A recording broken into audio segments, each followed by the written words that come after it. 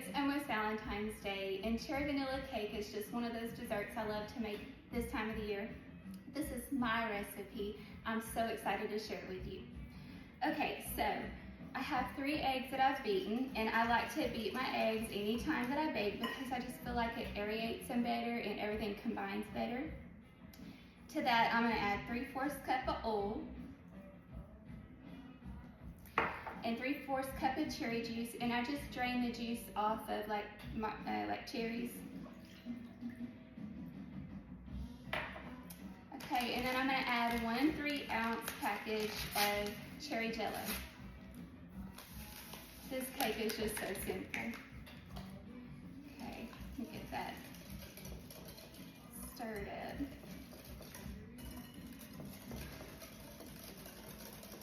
Okay, and then I'm going to add 1 teaspoon of almond extract in it.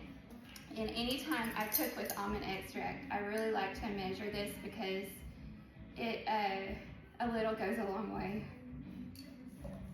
But the almond extract is just going to pair very well with the cherry flavor. Okay, get that stirred good. It smells so good. Okay, and then I'm just going to add 1 white cake mix to it. But the Jello in the cake mix, it just makes it really, really moist.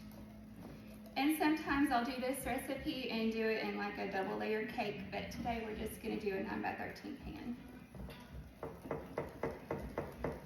And you can see, like, once everything starts to mix together, it just has like a beautiful color. Perfect for Valentine's Day. Okay, I'm going to beat it really good and make sure that there's no clumps of cake mix in there. Okay, I think that's perfect. Okay, so I took a 9x13 pan and I just sprayed it with Baker's Joy. If you don't have Baker's Joy, you're going to want to grease it and then flour it, okay? But I just always use Baker's Joy. It's just so much easier.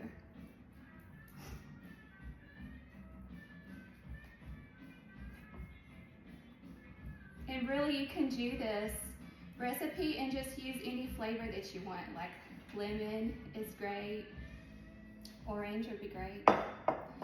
Okay, and so what I like to do anytime I bake is I just like to bang my cake a few times because it helps get any of the air bubbles out. Okay, so I'm going to bake this at 350 for 35 minutes. Okay, so I have my cake out of the oven and it's cooling. Now for my buttercream frosting. So I've taken 2 sticks of butter and a block of cream cheese and I've let it come room temperature. You're going to want to do that because if not, it's just not going to mix well. And I'm going to beat this on high for about 5 minutes until it gets really well incorporated and it gets aerated, and it's going to give it that really fluffy buttercream consistency. Okay, so I have the butter and cream cheese whipped, and it's almost going to give like a thick whipped cream consistency, and as you can see, it's just lightened in color. Okay, so to this I'm going to add 1/4 cup of cream. I'm going to add about a teaspoon of vanilla.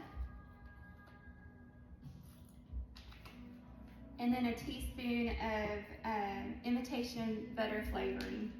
And you're going to think, why would you need that? Because you got all this butter, but it just gives it a really great buttery flavor. Okay, let me combine that. And I forgot to say, whenever I was whipping it, there was a few times I just stopped it and then scraped the sides, because you're going to make sure you keep your sides clean.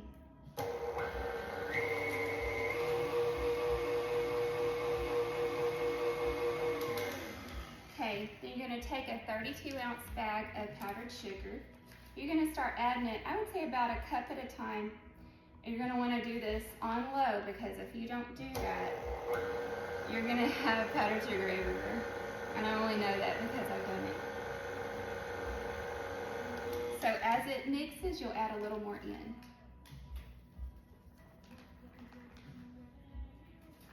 Okay, so I'm gonna get this bag added and then I'll check back with you. Okay, so I've got all the powdered sugar mixed in, and at this point you're just gonna wanna taste it for taste and consistency. If you want your icing to pipe a little easier, you might wanna add a little more cream, or if you want it thicker, you can add a little more powdered sugar. But for just ice in a cake, it's perfect. Let me just make sure. So, our cake is not all the way cool, so as soon as that cools, then I'll show you what we're gonna do next. Okay, so it's cool, let's frost it. Now, for some reason my cake fell a little bit in the middle.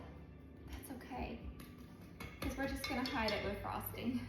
I think it's just because it's so moist, because this cake is so moist. Okay, but that's okay. Now this is a lot of frosting, so if you don't use all of this frosting, I mean it would be enough if you iced like a double layer cake, but you might not want to use it all for this. But if you don't use it all, you could just put it in the fridge and it will last, and use it for something else, and it will last for up to a week.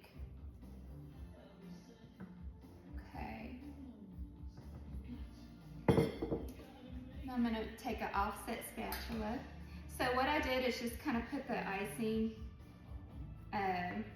in different spots around the cake, and then I take it and spread outwards with it. And the reason why I do that is you don't want, if you just start spreading it everywhere, your cake's gonna crumble and you'll have cake all in your icing.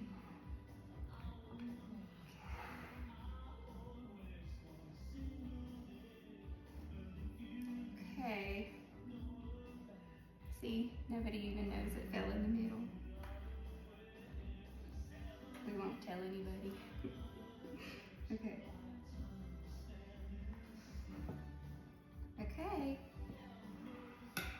so let's taste it.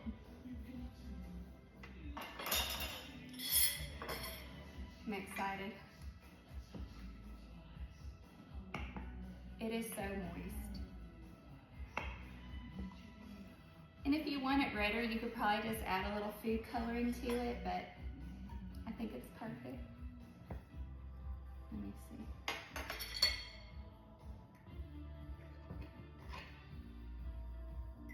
Just get me a little piece. See y'all. Okay.